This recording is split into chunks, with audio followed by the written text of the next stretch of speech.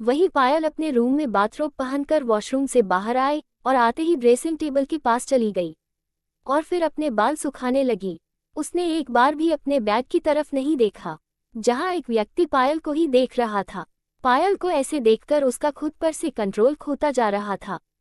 तभी पायल को अपने ऊपर कुछ अजीब सा एहसास होता है, जैसे कोई उसे घूर रहा हो। वो पलटकर इधर उधर देखती है, तब उसकी नजरें उस व्यक्ति के ऊपर पड़ती है, जिसे देखकर उसकी आंखें बड़ी बड़ी हो जाती है। अब आगे, तुम यहाँ क्या कर रहे हो और मेरे कमरे में कैसे आए? पायल ने चौंकते हुए पूछा। पायल के पूछते ही वो व्यक्ति बेड से उठा और धीरे धीरे पायल की तरफ बढ़ने लगा।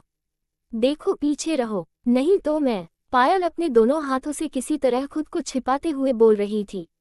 नहीं तो तुम क्या? मैसेज पायल कबीर रघुवंशी, वो व्यक्ति यानी कि आपका कबीर डेविल स्माइल करते हुए बोला और पायल की कमर को पकड़कर अपनी तरफ खींच लिया। पायल का दोनों हाथ कबीर के सीने पर आ गए और कबीर ने अपने दोनों हाथ पायल की कमर में लपेट लिया। पायल इस वक्त सब कुछ भूलकर कबीर की नीली आंखों में बिल्कुल खोसी गई थी। नहीं तो तुम क्या? मैसेज पायल कबीर रघुवंशी। कबीर पायल के कान के पास थोड़ा झुकता हुआ बोला, फिर हल्का सा पायल के कान पर बाइट कर लिया, जिससे पायल अपने सेंस में आई और बोली, छोड़ो छोड़ो मुझे। और पहली बात, मैं कोई पायल कबीर रघुवंशी नहीं हूँ, मेरा नाम पायल रावत है। और दूसरी बात, अगर तुमने मुझे नहीं छोड़ा तो मैं चिल्लाऊंगी, कहकर पायल अपने दोनों हाथों से कबीर के हाथों को अपने कमर पर से हटाने लगी। पायल की बात सुन कबीर टेढ़ी स्माइल करते हुए उसे देखने लगा। उसकी पकड़ पायल की कमर पर कसती जा रही थी। अब ऐसे क्या देख रहे हो? मैंने कहा छोड़ो मुझे, आई सेड लीव मी, पायल ने गुस्से से उसे घूरते हुए कहा। मगर कबीर तो पायल की खूबसूरती में ही जैसे खो गया, क्योंकि पायल इस वक्त बाथरोब पहने और गीले बालों में काफी खूबसूरत लग रही थी। कबीर ने किसी तरह खुद को जब्त किया, क्योंकि इस वक्त उसका मन पायल को किस करने का कर रहा था। मैसेज पायल कबीर रघुवंशी, अगर ऐसे ही हाल रहा तो शायद मैं खुद पर से कंट्रोल खो दूं, कबीर ने धीमे से कहा। तो पायल कबीर की तरफ देखने लगी। वैसे आज तुम बहुत खूबसूरत लग रही हो, और खासकर इन गीले बालों में तुम्हारी खूबसूरती कई गुना ज्यादा बढ़ गई है, और आज तो हमारी सगाई भी है, कबीर फिर से धीमे से बोला। तो पायल उसे गुस्से से धकियाते हुए बोली, मिस्टर कबीर रघुवंशी, फिर से बोल रही हूँ, ध्यान से सुनो और समझो। मैं पायल रावत हूँ, ना कि पायल कबीर रघुवंशी, और आज मेरी सगाई है शब्द राठौर के साथ, तुम्हारे साथ नहीं। सो तुम अपने मन में ये ख्याल निकाल दो कि तुम्हारा कोई चांस है, कहकर पायल जाने लगी। लेकिन पायल की बातों ने कबीर का गुस्सा बढ़ा दिया था।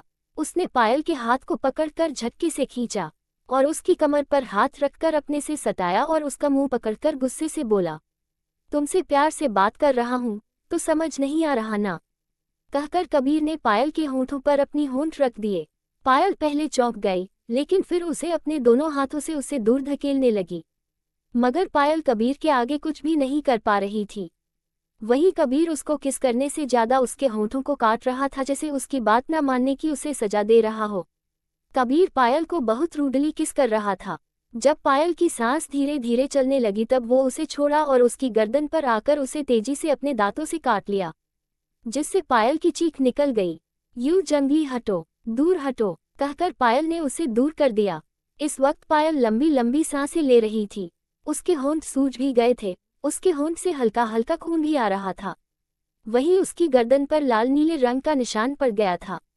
कबीर ने खुद को नॉर्मल किया और फिर बोला, तुम्हारे पास हमारी सगाई का लहंगा कुछ देर में पहुंच जाएगा, सो आज तुम वही पहनोगी, और अगर नहीं पहनी तो मैं खुद आकर तुम्हें पहनाऊंगा, कहकर कबीर टेढ़ा मुस्कुराते हुए वही खिड़की से जाने लगा और फिर खिड़की पर पहुंचकर पायल की तरफ पलटते हुए, आज सगाई हमारी ही होगी, इसलिए अच्छे से तैयार होना, क्योंकि मुझे मेरी मिस डीव खूबसूरत दिखनी चाहिए, कहकर कबीर वहां से चला गया। पायल का मुंह अभी भी खुला था। उसके कान में कबीर के वो शब्द गूंज रहे थे, तो मैं खुद आकर पहनाऊंगा, जिससे पायल के गाल शर्म से लाल होने लगे थे। तभी पायल के कमरे के दरवाजे पर नॉक होने लगा। पायल ने खुद को ठीक करते हुए और अपने होंठ को साफ किया और फिर अपनी गर्दन पर पड़े निशान को छुपाया और आकर दरवाजा खोली। दरवाजे पर इशिका खड़ी थी, उसके हाथ में एक थाल थी। वो अंदर आकर बोली, पायल देख, तेरे लिए लहंगा आया है और बहुत खूबसूरत भी है। एक ड्राइवर देकर गया था, बोला चीफ ने भेजा है पायल मैडम के लिए। लेकिन शब्द सर के घर से ऑलरेडी लहंगे का पैकेट आया था जो मैंने तुझे दे दिया है, तो फिर ये क्यों? इशिका के बोलते ही पायल को कबीर की बात याद आ गई। पायल जल्दी से बोली, इशी, हो सकता हो ये थाल खुद शब्द सर ने मेरे लिए भेजी हो सकता है उन्हें ना पता हो कि उनके घर से लहंगा आ गया है। हो सकता है। अच्छा ठीक है, तू तैयार हो जा, थोड़ी देर में पार्लर वाली आ जाएंगी तुझे रेडी करने, कहकर इशिका जाने लगी। तभी पायल के कुछ दिमाग में आया और मन ही मन बोली कि ये सही तो है, आखिर इशिका ही तो शब्द सर की होने वाली दुल्हन है, तो उनके यहाँ से आया हुआ सगाई का लहंगा इशिका को ही पहनना चाहिए। इशिका दरवाजे के पास पहुंची ही थी कि पायल बोली, इशी सुनना। तो इशिका वापस आए तो पायल ने शब्द राठौर के यहाँ से आया हुआ पैकेट इशिका को दिया। तो इशिका पायल की ओर नासमझी से देखने लगी। इशी देखना, पायल ने थाल वाले लहंगे की तरफ उंगली करते हुए, ये लहंगा कितना सुंदर है और शब्द सर ने कितने प्यार से मुझे दिया है, और वो चाहते हैं कि मैं उनका भेजा लहंगा आज पहनूं, तो ये दूसरा लहंगा उसका मैं क्या करूंगी, तो आज तू ये लहंगा पहन लेना। तो इशिका वापस पायल को लहंगा पकड़ाते हुए बोली, तो क्या हुआ पायल, आज तू ये थाल वाला लहंगा पहन ले और ये लहंगा अपने संगीत में पहन लेना, कहकर इशिका पायल को लहंगा पकड़ा दी।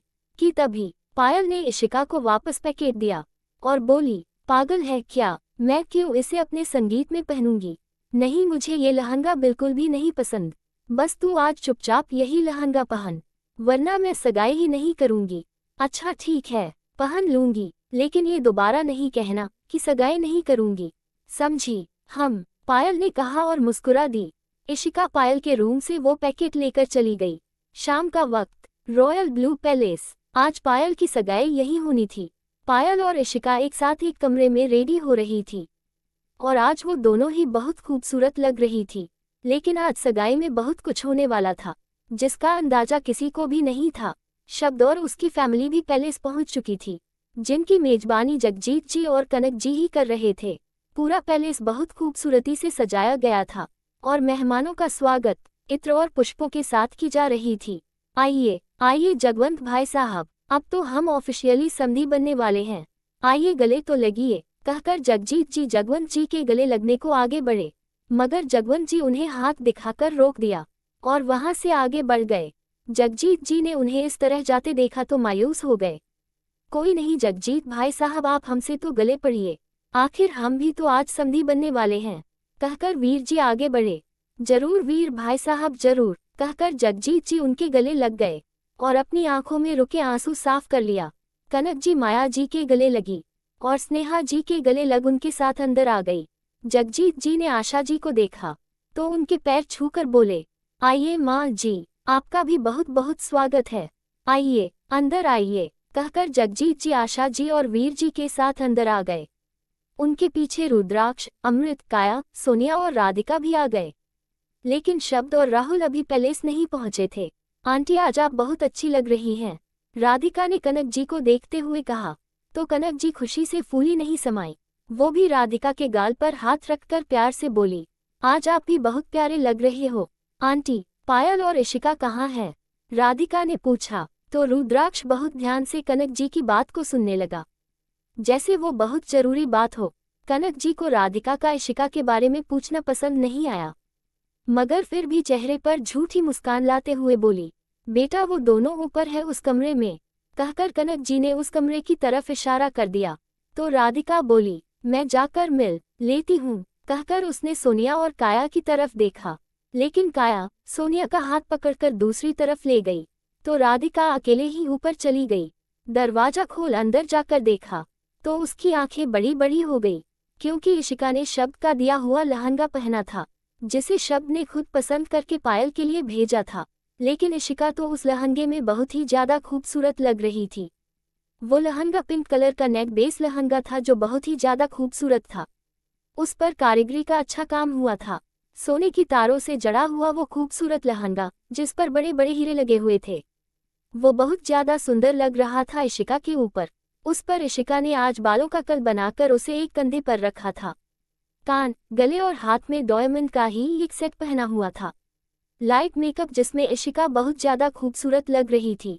फिर राधिका ने पायल की तरफ देखा, उसने कबीर का दिया हुआ पीच और सुनहरे रंग का डीप नेक लहंगा पहना हुआ था। बालों का पीछे फ्लावर बन बना रखा था, जो पायल पर और भी खूबसूरत लग रहा था। कान, गले और हाथ का डायमंड का सेट और साथ में लाइट मेकअप जो पायल के ऊपर खिलकर आ रहा था। उन दोनों ने भी राधिका की तरफ देखा। उसने आज गोल्डन कलर का खूबसूरत लहंगा पहना हुआ था, बालों को कर्ल करके अपनी पीठ पर फैला रखा था। कान, गले और हाथ में डायमंड का सेट और लाइट मेकअप के साथ राधिका भी बहुत खूबसूरत लग रही थी। पायल और इशिका, आज तुम दोनों कितनी खूबसूरत लग रही हो। आज तुम दोनों पर से किसी की भी नजरें नहीं हटने वाली। लेकिन फिर राधिका ने पायल की तरफ देखा, क्योंकि उसने शब्द का दिया हुआ लहंगा न पहनकर कोई और ही लहंगा पहना हुआ था। राधिका धीरे से पायल के कान में बोली, पायल, ये तूने क्या पहन रखा है? मानती हूँ तू इसमें आज बहुत खूबसूरत लग रही है, लेकिन नीचे दादी माँ और बाकी सबसे क्या कहेगी?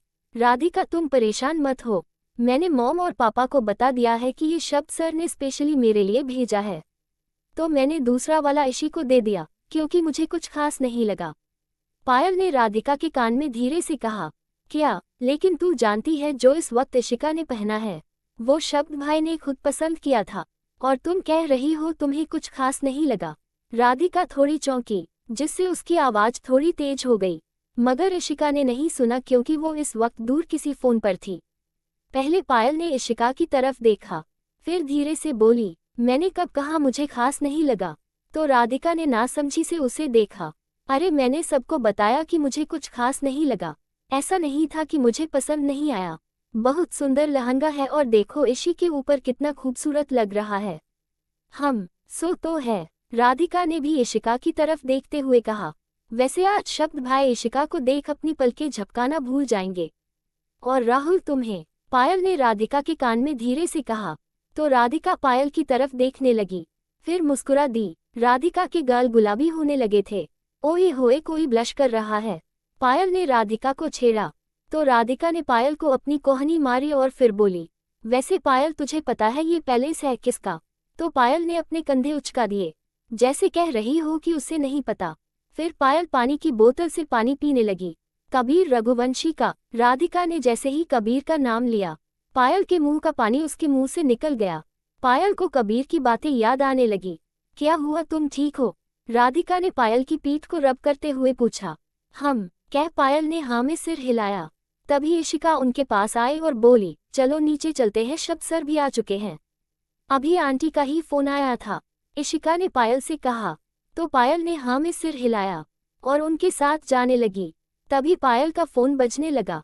उस पर कबीर का नाम फ्लैश हो रहा था। शायद कबीर ने ही पायल के फोन पर अपना नंबर अपने नाम से सेव किया था जब पायल वॉशरूम में थी। तुम लोग आगे चलो, मैं एक फोन कॉल अटेंड करके आती हूँ, पायल ने उन दोनों से कहा। तो राधिका और इशिका हाँ में सिर हिलाकर बाहर चली गई। पायल ने दरवाजा अंदर से लॉक किया और फोन रिसीव करते हुए बोली, हाँ बोलो, इतनी बेताबी मेरी आवाज सुनने के लिए? खैर मैं भी बहुत बेताब हूँ तुम्हें देखने के लिए। एक काम करता हूँ, मैं तुम्हारे पास आ जाता हूँ। कबीर मुस्कुराते हुए अपनी गाड़ी में बैठते हुए बोला, नहीं कोई जरूरत नहीं है मेरे पास आने की। पायल जल्दी से बोली, अरे ऐसा कैसे हो सकता है मिस डीफ, अगर मैं तुम्हारे पास नहीं आऊंगा तो कहाँ जाऊंगा? खैर छोड़ो, सुना है आज तुम मेरे दिए लहंगे में बहुत खूबसूरत लग रही हो। अब तो तुमसे मिलने की बेचैनी बढ़ती जा रही है। उफ, मैं खुद पर कैसे कंट्रोल कर पाऊंगा, कहीं आउट ऑफ कंट्रोल ना हो जाऊं।